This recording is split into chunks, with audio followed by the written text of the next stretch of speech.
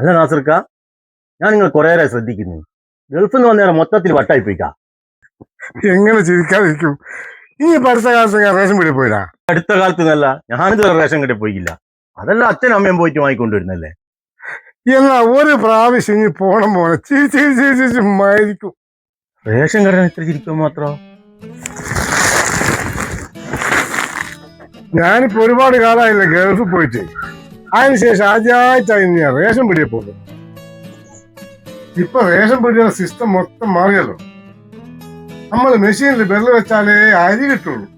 ഓ അങ്ങനെയാ? ഞാൻ ഇതൊന്നും അറിയാലേ.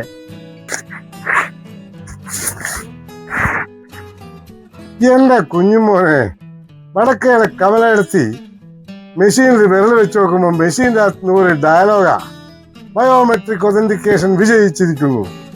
അത് കേട്ട കമലെടുത്തിന്റെ മുഖത്ത് 10ാം ക്ലാസ്സിലെ പരീക്ഷയ്ക്ക് ഫുൾ A+ കിട്ടിയ കുട്ടീന്റെ സന്തോഷത്തെ കാണാൻ വലിയ സന്തോഷം. അല്ലാന്ന് ഇതാ ഇത്ര വലിയ കോമഡി? എടോ, ഞാൻ പറഞ്ഞതിൽ വലിയ കോമഡി ഒന്നും ഇല്ല, നിനക്ക് തന്നെ അറിയാം. പക്ഷെ ഇന്നെപ്പോഴത്തെ ഒരു ചെറുപ്പക്കാരൻ ഇതുവരെ റേഷൻ പീടിക പോയിട്ടില്ല എന്ന് പറഞ്ഞാ അതിലും വലിയ കോമഡി വേറെ ഇല്ല. അതല്ല ഞാൻ പറഞ്ഞു വന്നേ. അല്ലടോ, ഇനി റേഷൻ അരിയുടെ ചോറിനല്ലേ തിന്നുന്നത്.